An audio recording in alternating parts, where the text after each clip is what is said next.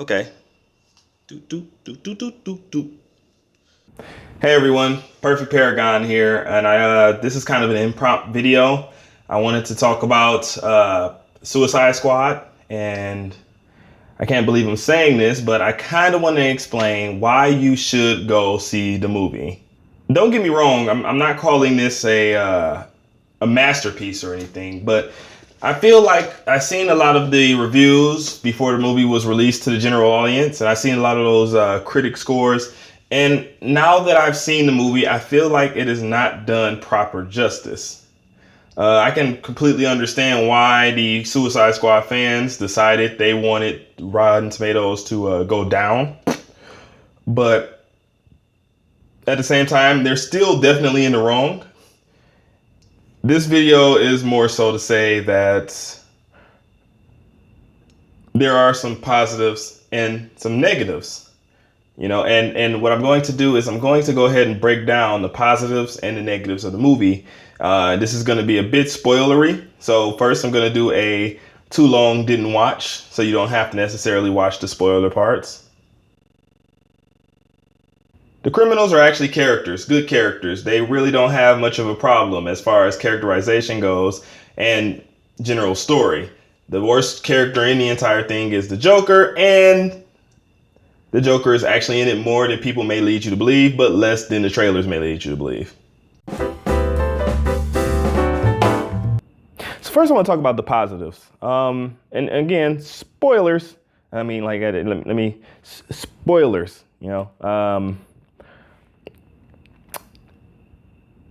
the first thing I want to say is that the tone of the entire movie is great. When I read reviews, I saw some things about editing, about general sloppiness with the tone and the pacing. They may have overstated that. There are some weird editing moments, and there are moments where they have like unnecessary cuts for flashbacks. But most of the flashbacks felt well placed. Most of them had a situation to them that was appropriate. Another thing was that they made it seem like the critics, made it seem like the criminals just immediately became heroes. Now, I will admit they were a lot more heroic than some of the heroes in the exact same universe, but they're still overall very criminal in the way that they did things throughout the entire movie. A perfect example of this is that Harley Quinn is always openly, willingly trying to kill someone. She's also willingly trying to escape, and there's a point where the Joker comes to her aid and she immediately ditches the rest of that group. They don't sensationalize Harley Quinn. They don't sensationalize Deadshot. They don't sensationalize any of the characters into making them more heroic. They're villains, and it is very clearly defined. Another positive is that the characters of those villains are great. They're great characters.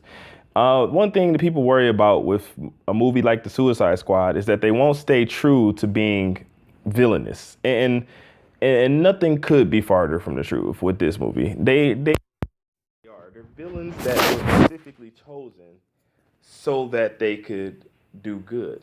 They didn't choose villains like the Joker or the Trickster. They chose villains that had a bit of a human element to them. So that made sense all the way through. Deadshot, for example, has a daughter. Harley was once a reasonable woman who was a doctor. Some of the people aren't even villains, like Rick Flag and Katana. Diablo is regretful. He's guilty. He feels guilty for killing his family. All of these villains have these stories, and the reason that Amanda Waller puts together this particular team of villains when she could have chose from so many others is because she knew that this particular team would be a lot more willing to do the job than any other ones. The colors are great. They don't really try to do the whole costume thing. And again, villains, completely reasonable. Deadshot puts on his mask a few times, but he doesn't wear it throughout the movie. It is a bit jarring, and it does kind of ruin the immersion of Deadshot in general. But it's still Deadshot. and I'm gonna get on more about Deadshot. Um, Deadshot is a great adaptation character for the film. If you watched Justice League and Justice League Unlimited, if you've watched Assault on Arkham, those are two very different Deadshots. For one, the one in Justice League Limited, he appears to be a bit more Caucasian, and then the one in Arkham, Assault on Arkham, seems more of Hispanic origin. I'm not. I am not trying to be racist here, so please help me, guys. But yeah, they seem like two different characters, and they do this again in the movie with Will Smith playing Deadshot. So I was not affected by Will Smith playing Deadshot. Now, for me, that was a personal achievement because I'm affected when they change the race or the origin of a character unnecessarily. There has been plenty of times where something like that has happened. But with Deadshot, they don't really mince up a lot, and they do keep that connection to his daughter very real, and it's very, very strong. Another thing is that Deadshot is essentially the main character of the movie. A lot of people lead you to believe that Harley is kind of sensationalized and that Harley is kind of the main focus and the spotlight. If I'm being honest, no one's really spotlighted, but Harley is definitely not spotlighted. And if anyone is even remotely close to it, it's Deadshot. Deadshot has a lot of characterization in this movie. He has a simple job that he was given, which was an extraction. But throughout the extraction, he sees things and he takes those things in, and it really makes for some great character development. And I can't deny that. Speaking of Harley, Harley also gets character development, and in a sense, I love that the movie ended with her still being in love with the Joker. They could have really rushed in a romance plot between her and Deadshot like everyone else does, but they instead played it up more as a friendship plot, and that was really great to me because it ultimately helps Deadshot uh, realize the good in Harley, the good in all of them, but mostly the good in Harley. And then it also helps Harley establish a bond with the rest of the Suicide Squad. In the end, she does still go to the Joker because she's still in love with him, but the characterization of that moment is very, very, very strong, and it's absolutely amazing. Uh, Harley is absolutely amazing. Even though I didn't like her outfit at first, they did some nods to her old outfit, and they show she just chose to wear what she was currently wearing for just the reason of choosing to wear it. So it was a little downplayed on how different Harley was or anything like that. She's also not overpowered anyway, and that's really important to me. Like they didn't give Harley a big role. Harley was just about as useful as every other criminal. That goes for Deadshot. That goes for Killer Croc. That goes for everyone. Another positive of this movie that I thought was great was how everyone interacted with each other. And I know I've said the word interactions and interacted like 50 times, but the way that they talk to each other, the way that they talk to the soldiers, the way that they talk to Amanda Waller, you knew they were criminals. It wasn't they were heroic in tone, but they were criminal in action thing like it was in Guardians of the Galaxy. They were criminals from the beginning to the end of the film. They started off in prison. Amanda Waller let them roam around, and then they went back to prison. So they are consistent for the most part.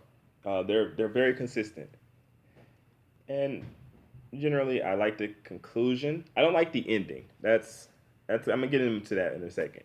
I like the conclusion of the show of the movie because the conclusion states, they're still criminals, but Amanda Waller can say, hey, if I need these guys, I'll use these guys, you know, because now I know I can use them. So that I feel like is strong. That's really strong, and it's a lot of development throughout the movie. It makes for it to be really powerful in a lot of sense. Um,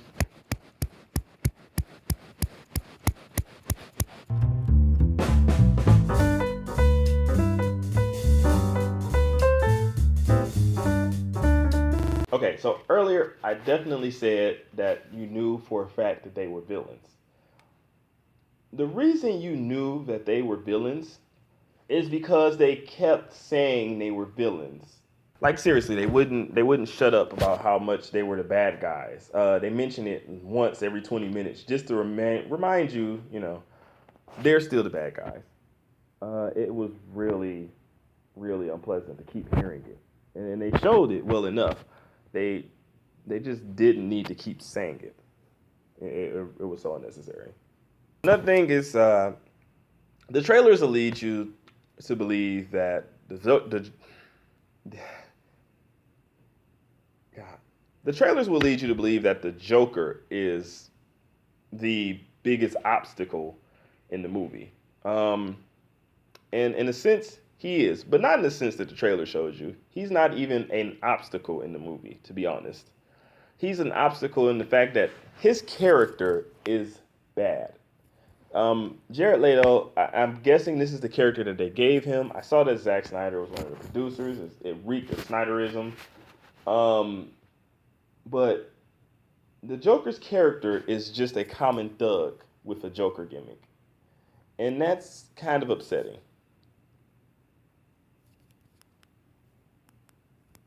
Another thing that was kind of upsetting for some reason was the fact that Joker, um, he really, really liked Harley. And I know that's kind of a small complaint, but you understand, the Joker is nihilistic. The Joker is death worshipping. The Joker is chaotic. So the idea that he was just so dedicated to Harley really brought the Joker's character down for me. It brought it down because he's the Joker. Uh, his thing is death worshipping. His thing is fucking with Batman. His thing is just generally being a nuisance. So to see him go out of his way throughout the entire movie for Harley, it was it was strange. It was a bit out of character for the Joker. And that's a big problem because this isn't just the Joker. This is the Joker for the rest of this cinematic universe. And I don't know if I want that. And that's what I didn't like about the Joker is that this Joker isn't just an adaptation of the Joker. This isn't like the comic books where New 52 Joker is kind of a dick to New 52 Harley and Harley decides to dump him. And then later on in New 52, Batman and Joker are classic Batman and Joker. This is nothing like that. This is just this character, more than likely played by this actor, is going to be consistent in any other appearance he's going to make in any other DC Cinematic Universe movie. And that's just kind of annoying. Give me a second, I need to grab things over here. Another bad point about the movie is the ending for me. The biggest bad point actually. Um, the endings, the ending fight more specifically. That last fight was really weird to watch. It was kind of jarring because there was moments where it was really pleasing as far as these characters and what they can do, and there were some moments where they just really did embrace their characters and it made for great fighting material. But then there were also moments where they kind of did things out of character completely. For example, the Enchantress had the full ability to kill the Suicide Squad at any given moment during that fight. And it would have made more sense if they sort of depowered her or slightly depowered her, but they didn't. And so her losing to the degree that she did was really weird because you saw her abilities early in the movie, you saw her abilities throughout the movie, and then at the end of the movie, here you see her basically neutering her own abilities, and it was really, really strange. The actual end of the movie, when it was all said and done, in my opinion, was definitely great, and it sets up for a sequel, even in my opinion. But it was it was that fight. That fight takes you out of things. The conclusion of the fight, the conclusion of the Enchantress as the villain thing, it all really plays out a little cheesy. It doesn't really detract that well from the movie, but it does play out really cheesy. The start of the movie has about, I want to say, 40 minutes of character introductions. The character introductions are necessary, definitely, but 40 minutes of them about. There was Deadshot's character. There was Harley's character. There was Killer Croc's character. There was Captain Boomerang's character. They go on to the story and then they stop again because they have to explain Rick Flag's character and the Enchantress's character. And they try to go on with the main plot, but then they have to stop again because Katana showed up. And now they have to explain Katana's character. And they did that for everyone except Slipknot. Now you might be wondering, like, why didn't Slipknot get a character introduction? And if you guessed because he wasn't going to last long, you were absolutely correct. Slipknot is in the movie for no reason except to show that Amanda Waller and Rick Flag have no problem killing them because, to no one's shock, they killed him. And it was really something else. It was really something else. It just kills the whole purpose of Slipknot. Granted, Slipknot's not exactly a character anyone remembers or will care about in the future, but that was just daunting to see. That he just gets ended at the snap of a finger, so they can show that Amanda Waller is cruel and that Rick Flag is cruel. They also go out of the way to make Amanda Waller cruel. There are some things that she did in the movie where it was like, maybe you didn't have to. The biggest example of this is her killing these FBI agents. There was really no reason to kill them, except I guess they knew too much and she just didn't want them to get caught in the mess. Maybe she had an explanation for it. I didn't hear too well, but it sounds like she just killed them because they had information and she couldn't protect them all. Fast forward where she's kidnapped by the villain and they're using her brain to target the government, and then you're wondering, you probably should have offed yourself, right? Yeah, that's really all the cons I have, though, to be honest with you. It's not really a lot wrong with the movie. It has some hiccups in editing, admittedly. It does do a lot of character introductions. Hell, they even came back near the end so that El Diablo could do his character introduction. You know, like, there are about 40 to 50 minutes of characters being introduced into the series in a 2-hour movie. So of the 2-hour movie, an hour and 10 minutes is devoted to the plot. And to be honest, that was all that needed to be added or devoted to the plot. The plot is very serviceable. It's a very serviceable hour and 10-minute plot. It's not that deep. It's as simple as get in, get Amanda Waller out, and then now we have to save the world because they have everything they need to destroy it, and we live here, so let's not get it destroyed. But yeah, it really doesn't have a lot of cons like that. It actually doesn't have as many cons as Batman versus Superman, and that's saying something, really.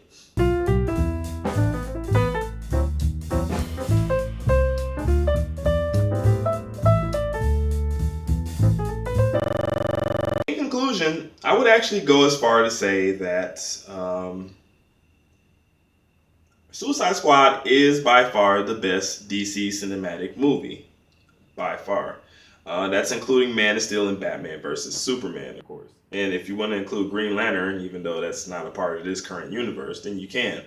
But it was actually a good movie. It wasn't great. It wasn't amazing. You know, it didn't get me excited like Marvel Civil War did or like The Dark Knight. I almost said the trilogy. No, just The Dark Knight. I like The Dark Knight did. It does its job well. And that's to showcase these villains. That's to expand on the DC universe. And that's to make things seem a bit more cheery. Or cheery's not the right word. Cheery's not the right word. They're villains. But to make things seem a bit more comfortable. Because the Man of Steel movie and Batman vs. Superman really give you this air of complete negativity and complete downiness. And it's really, really weak. It really brings the movie down. It brings Batman vs. Superman down immensely, in my opinion. So to see that they were going in this direction where they're still keeping up with a comic feel, but they're also instilling some intensity with these villains was great. Overall, I would give it a 7 out of 10. I would even go as far to say that it's a 7.5 out of 10. But because I don't do point 0.5 ratings, I would even manage to give it an 8 out of 10 in some situations. It's good. It's a good movie. It's something that you definitely, if you haven't seen it and you're on the fence, go see it. If you're on the fence at all, go see it. The critics have really understated some of the positives of the movie, and I feel that way. They've understated a lot of positives with the movie, and it's really a good movie. So again, I had to make this video. You know, I had no plans to make it. I'm still green screening. I still haven't learned anything I'm going to do with the green screen. But I just had to make this video because I felt like it had to be known that this movie is actually better than what you would expect of it. I mean, I went in thinking it was going to be terrible.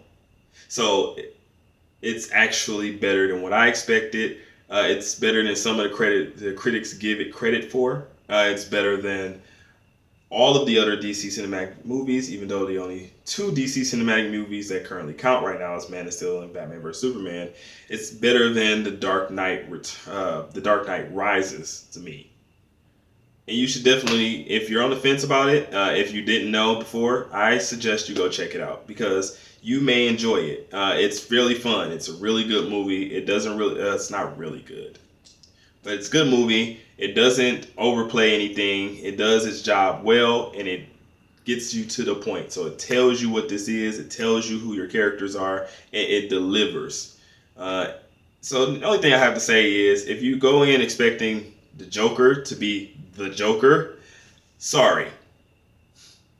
Because admittedly, the worst part of this movie, and the reason that it doesn't get that full 8 out of 10, is the Joker. But that's all I wanted to say. That's really all I had to say. And I just wanted to say that, as well as like and subscribe. I guess this really isn't one of those videos where I want to promote myself, but if you can, I'm starting out, I'm new. So again, this is Paragon, reminding you to stay perfect.